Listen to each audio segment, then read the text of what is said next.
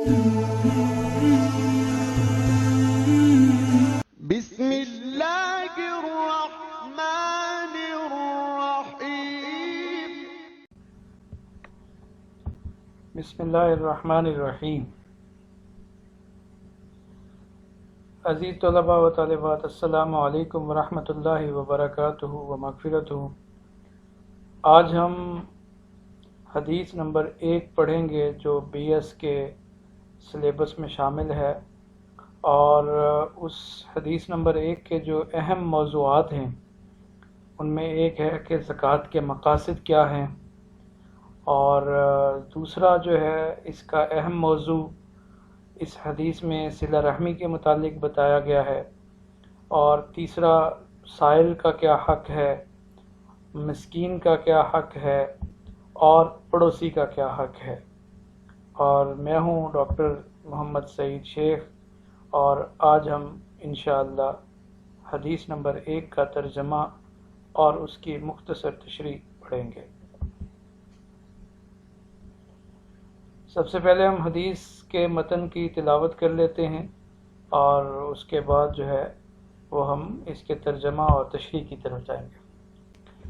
بسم اللہ الرحمن الرحیم۔ حدثنا ہاشم بن القاسم قال حدثنا لیث عن خالد بن یزید عن سعید بن ابی ہلال عن انس بن مالک رضی اللہ تعالی عنہ انہ قال اتى رجل من بني تميم رسول الله صلى الله عليه وسلم فقال يا رسول الله إني ذو مال كثير وذو أهل وولد وحاضرة فأخبرني كيف أنفق وكيف أصنع۔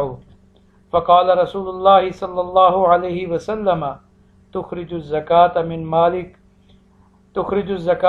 مالك فإنها طهرة تطهرك وتصل أقرباءك وتعرف حق السائل والجار والمسكين۔ فقال يا رسول الله صلى الله عليه وسلم أقلل لي، قال فآت ذا القربى حقه والمسكين وابن السبيل ولا تبذر تبذيرا۔ فقال حسبي يا رسول الله إذا أديت الزكاة إلى رسولك فقد برئت منها إلى الله ورسوله۔ فقال رسول الله صلى الله عليه وسلم نعم إذا أديتها إلى رسولي فقد برئت منها فلك أجرها واسمها على من بدلها، او كما قال علیہ الصلوۃ والسلام۔ ناظرین، یہ حدیث جو ہے وہ مسند امام احمد بن حنبل کی ہے، اور بی ایس کا جو اسلامک اسٹڈیز کا سلیبس ہے جو ایچ ای سی کی طرف سے دوسرے سیمسٹر میں پڑھایا جاتا ہے، تو اس سے اس حدیث کا انتخاب کیا گیا ہے، اس سلیبس سے۔ تو یہ اصل حدیث جو ہے امام احمد بن حنبل کی المسند میں ہے۔ اب ہم چلتے ہیں اس کے ترجمہ اور تشریح کی طرف۔ تو یہ حدیث جو ہے وہ مشہور صحابی حضرت انس بن مالک رضی اللہ تعالی عنہ سے روایت کی گئی ہے۔ وہ کہتے ہیں انہ قال، کہ بے شک انہوں نے کہا، انہ بے شک ہو، انہ اس نے قالا کہا، یعنی حضرت انس بن مالک کہتے ہیں، کیا کہتے ہیں؟ اتا رجل من بنی تمیم رسول اللہ صلی اللہ علیہ وسلم۔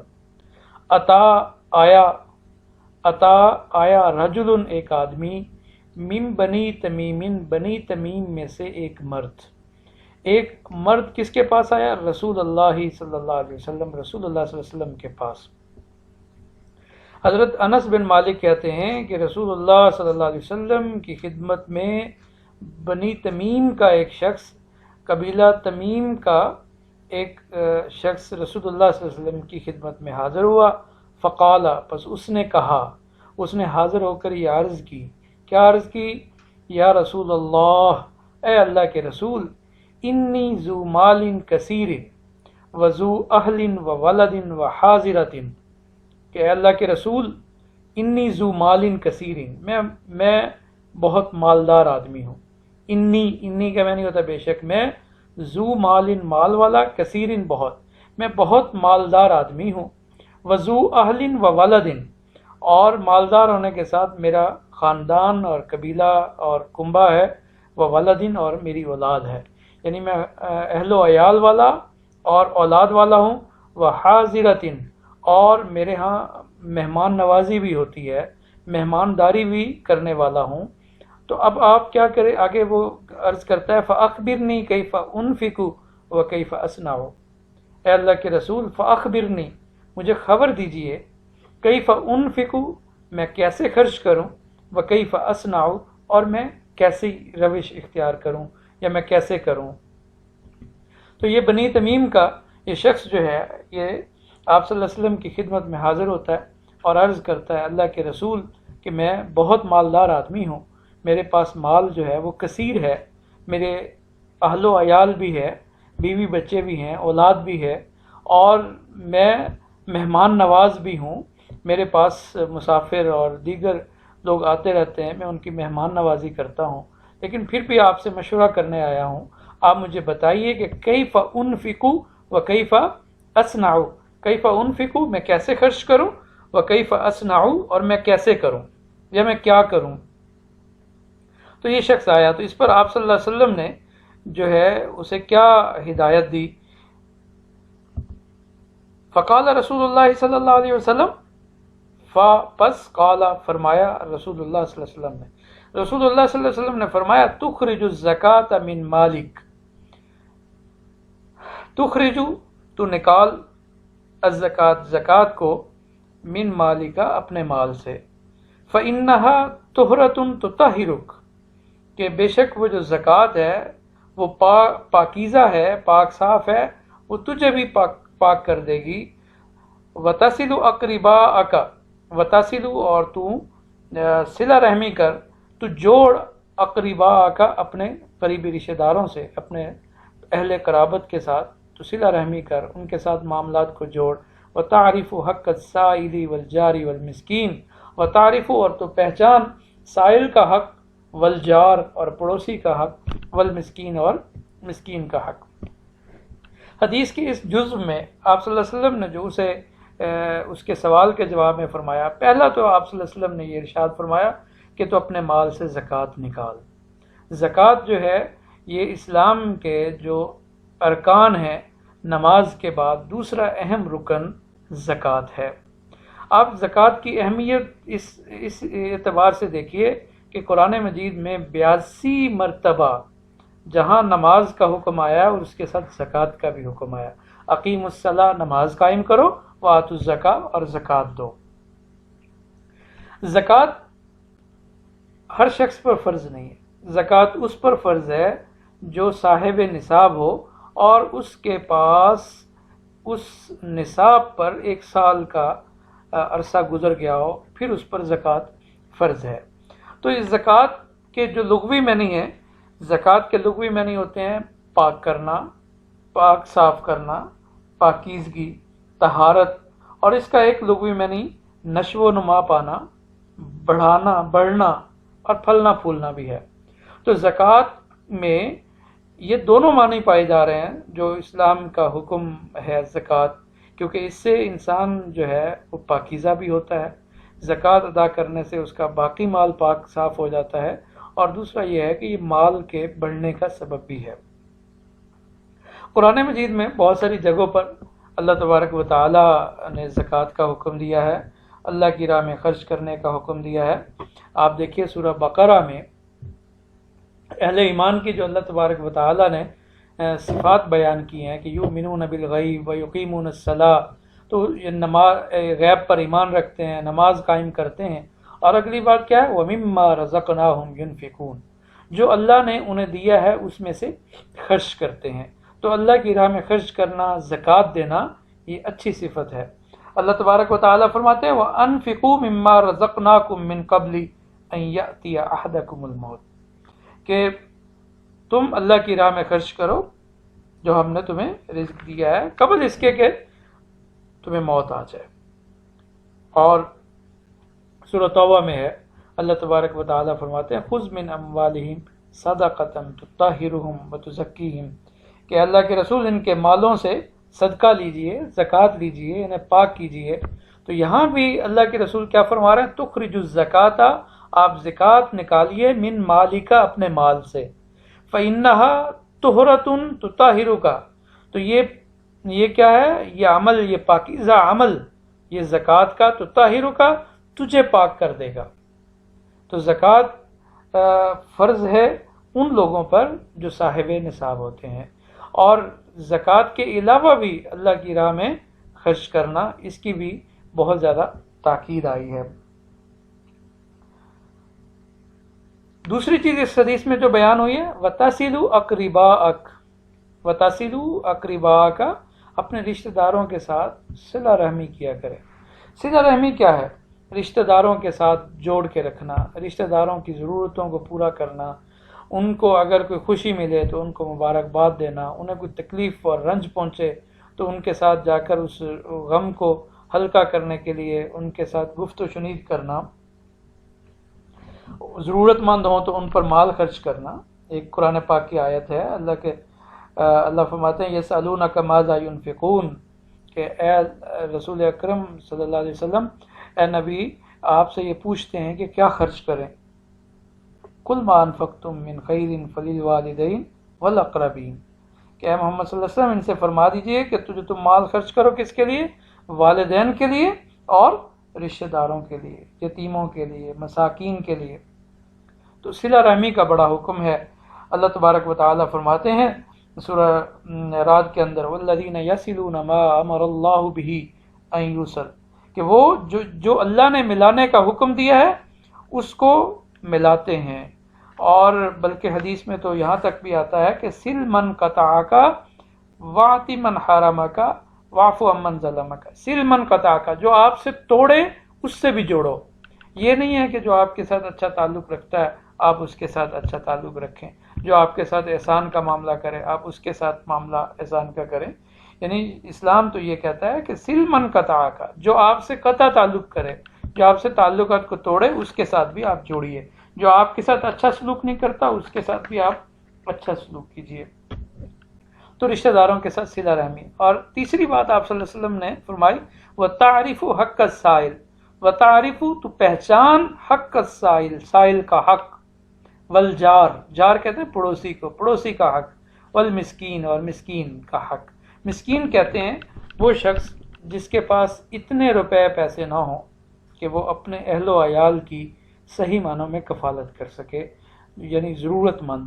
تو آپ ضرورت مند کا، پڑوسی کا، اور اگر کسی نے دست سوال آپ کے سامنے دراز کر دیا ہے تو اس کے حق کو پہچانیے۔ تین یہاں آپ نے فرمائے، سائل، جار اور مسکین۔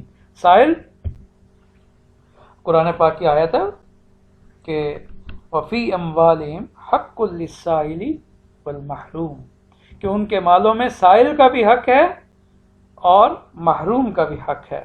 تو مالداروں کے مال میں جو اللہ نے انہیں دیا ہے اس میں سائل کا حق ہے، اور جار، پڑوسی تو اس کی جو تاکید جو ہے وہ قرآن مجید میں بھی آئی ہے اور احادیث میں بھی آئی ہے۔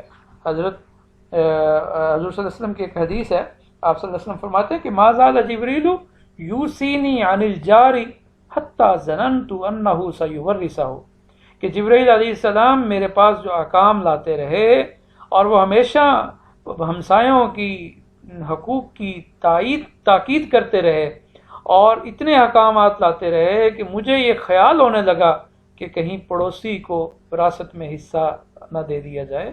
یعنی اتنی تاکیدی احکامات کہ مجھے یوں لگا کہ جیسے کوئی شخص فوت ہوتا ہے اور اس کے فوت ہونے کے بعد اس کے جو قریبی رشتہ دار اس کی وراثت میں حصہ پاتے ہیں، تو اس فوت ہونے والے کی وراثت میں پڑوسی کا بھی حق ہوگا۔ تو اتنی تاکید آئی، ما زال جبریل یوصینی عن الجار حتی ظننت انہ سیورثہ، کہ جبرائیل مجھے ہمیشہ پڑوسی کے بارے میں تاکید کرتے رہے کہ مجھے یہ خیال ہونے لگا کہ اس کو پڑوسی کو وراثت میں حصہ نہ دے دیا جائے۔ اور اسی طرح رسول اللہ صلی اللہ علیہ وسلم فرمایا کہ جو شخص اللہ اور آخرت پر ایمان رکھتا ہو، جو شخص اللہ اور آخرت پر ایمان رکھتا ہو، اسے چاہیے کہ اپنے پڑوسی کے ساتھ اکرام والا معاملہ کرے، احترام والا معاملہ کرے۔ ایک مرتبہ آپ صلی اللہ علیہ وسلم نے فرمایا خدا کی قسم وہ مومن نہیں ہے، خدا کی قسم وہ مومن نہیں ہے، خدا کی قسم وہ مومن نہیں ہے۔ صحابہ نے عرض کیا اللہ کے رسول کون مومن نہیں ہے؟ آپ صلی اللہ علیہ وسلم نے فرمایا کہ جس کا پڑوسی اس کی شرارتوں سے محفوظ نہ ہو، وہ شخص مومن نہیں ہے۔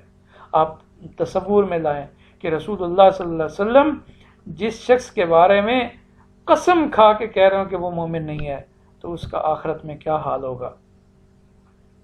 آپ صلی اللہ علیہ وسلم کے سامنے ایک عورت کا تذکرہ کیا گیا اور عرض کیا گیا اللہ کے رسول یہ عورت جو ہے نماز پڑھتی ہے، روزے رکھتی ہے، عبادات بہت کرتی ہے، فرض نماز کے ساتھ نوافل بھی پڑھتی ہے، لیکن اس کا ہمسایوں کے ساتھ سلوک اچھا نہیں ہے۔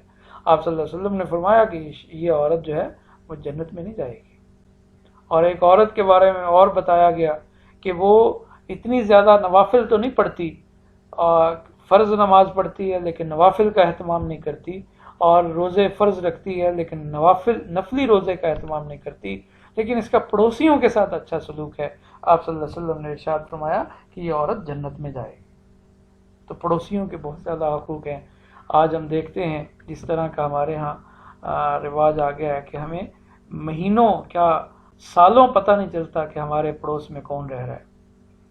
اور ایک حدیث کا مفہوم ہے کہ جس شخص کا پڑوسی بھوکا سویا ہو تو اس شخص کے تو ایمان کا اعتبار نہیں ہے۔ جب ہمیں پتہ ہی نہیں ہوگا کہ ہمارے پڑوس میں کون ہے، کون رہ رہا ہے، کیا کرتا ہے، تو ہم پڑوسیوں کے حقوق کس طرح ادا کر سکیں گے۔ اسی طرح آپ صلی اللہ علیہ وسلم نے اس شخص کو بنو تمیم کے اس شخص کو، اس مالدار آدمی کو تیسری بات کی کہ آپ مسکین کا بھی آپ اس کے حق کو پہچانیں، یعنی اس کے حق کا خیال رکھیں، اس کو بھی ادا کریں۔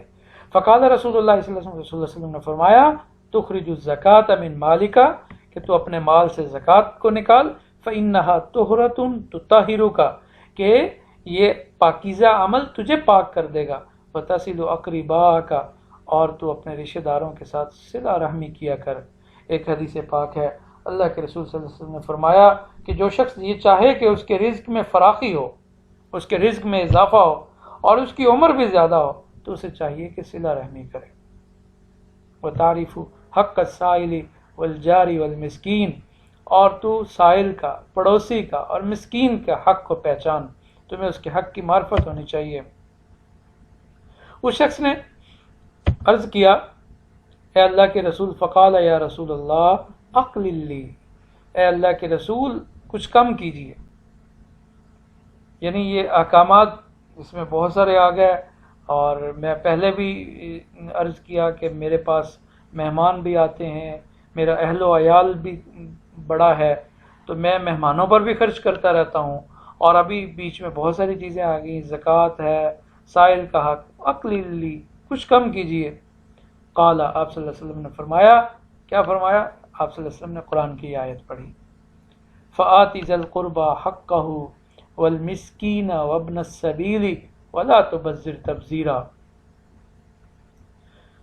آپ صلی اللہ علیہ وسلم نے ارشاد فرمایا، قرآن کی آیت پڑھی، فآت ذی القربى حقہ والمسکین وابن السبیل، آپ رشتہ داروں کو اس کا حق دو، والمسکین، اور مسکینوں کو بھی ان کا حق دو، محتاجوں کو بھی ان کا حق دو، وابن السبیل، اور مسافروں کو بھی اس کا حق دو، ولا تبذر تبذیرا، اور فضول خرچی نہ کرو، ولا تبذر تبذیرا، فضول خرچی نہ کرو۔ ایک لفظ ہوتا ہے اسراف، ایک ہوتا ہے تبذیر۔ اسراف کا مطلب بھی فضول خرچی کرنا ہوتا ہے، اور تبذیر کا مطلب بھی فضول خرچی کرنا ہوتا ہے۔ ان دونوں میں فرق کیا ہے؟ ان دونوں میں فرق یہ ہے کہ اسراف کہتے ہیں کہ جہاں خرچ کرنے کا حق ہو وہاں آپ خرچ کریں، لیکن جتنا خرچ کرنے کا حق ہو اس سے زیادہ خرچ کر دیں، اسے کہتے ہیں اسراف۔ اور تبذیر، جس کے بارے میں اللہ تبارک و تعالیٰ نے فرمایا کہ ان المبذرین کانوا اخوان الشیاطین، تبذیر کرنے والے، فضول خرچی کرنے والے شیطان کے بھائی ہیں۔ یہ تبذیر کیا ہے؟ تبذیر ہے کہ جہاں حق نہیں ہے وہاں خرچ کرنا. اس کو ایک مثال سے سمجھیے کہ آپ کلاس روم میں بیٹھے اور آپ 10 لوگ ہیں کلاس روم میں، اور 10 لوگوں کے لیے آپ نے جاتے ہی ساری لائٹیں جلا دی اور آپ نے سارے پنکھے جلا دیے. اب 10 لوگوں کے لیے 2 پنکھے کافی ہیں، اور ان 2 پنکھوں سے 10 لوگ استفادہ کر سکتے ہیں، لیکن اور آپ بیٹھے بھی اگلی رو میں ہیں اور آپ نے وہ پنکھے چلائے ہوئے ہیں، اور پچھلی رو والے جو پنکھے چل رہے ہیں وہاں بیٹھا ہوا کوئی نہیں ہے.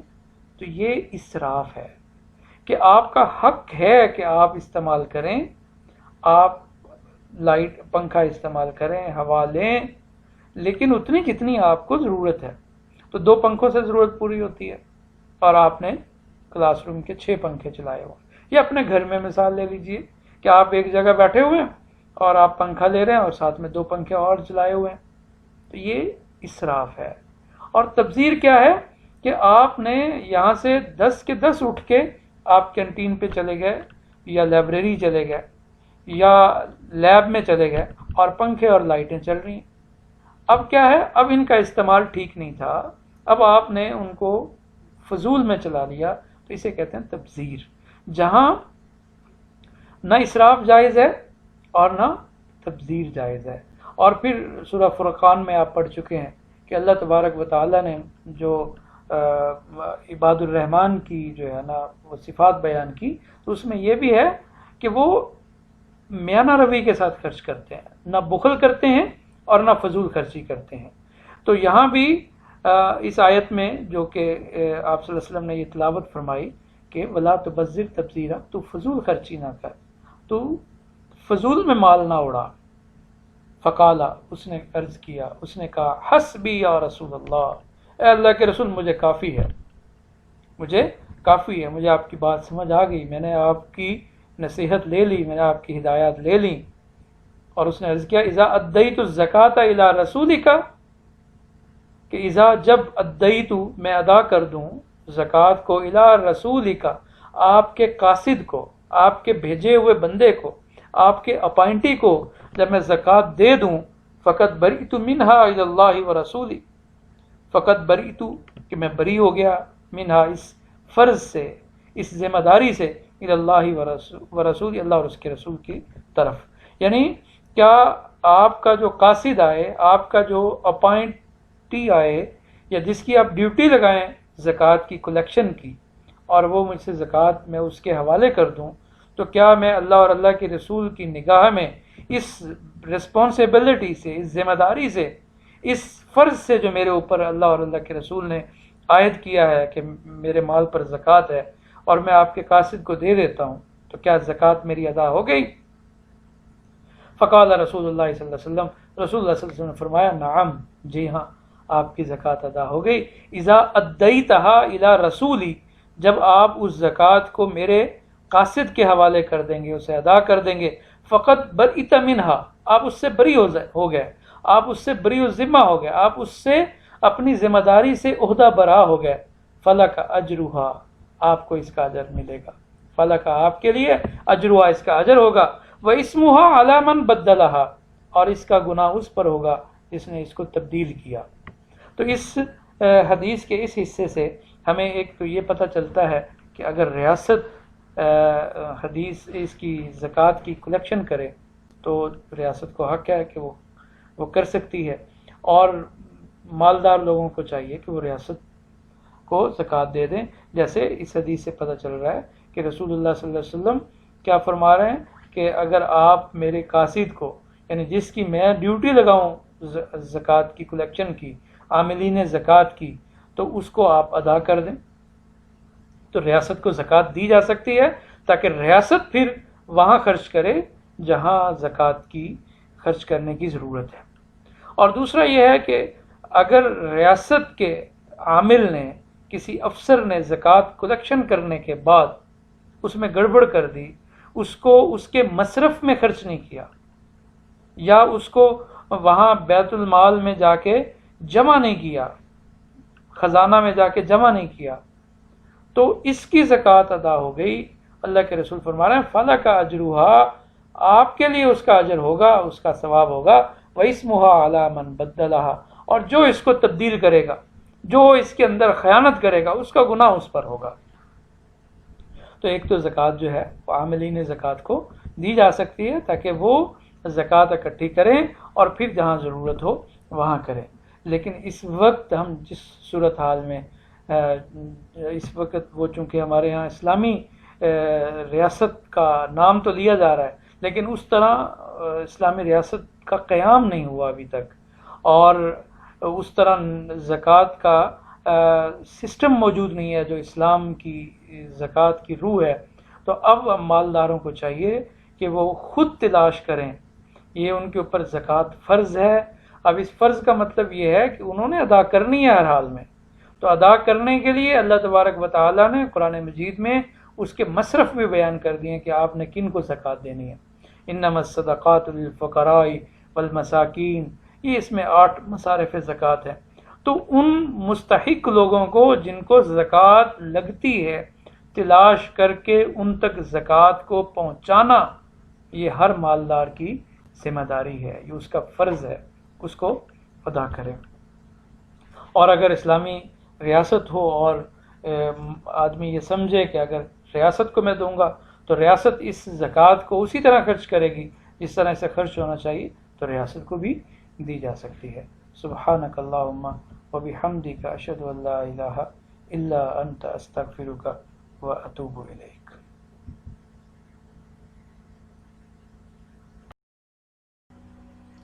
ناظرین، اب تک آپ نے اگر میرا چینل سبسکرائب نہیں کیا تو چینل سبسکرائب کر دیں اور بیل آئیکن کو بھی دبا دیں، تو اس طرح کی مفید ویڈیوز آپ کے ساتھ شیئر ہوتی رہیں گی۔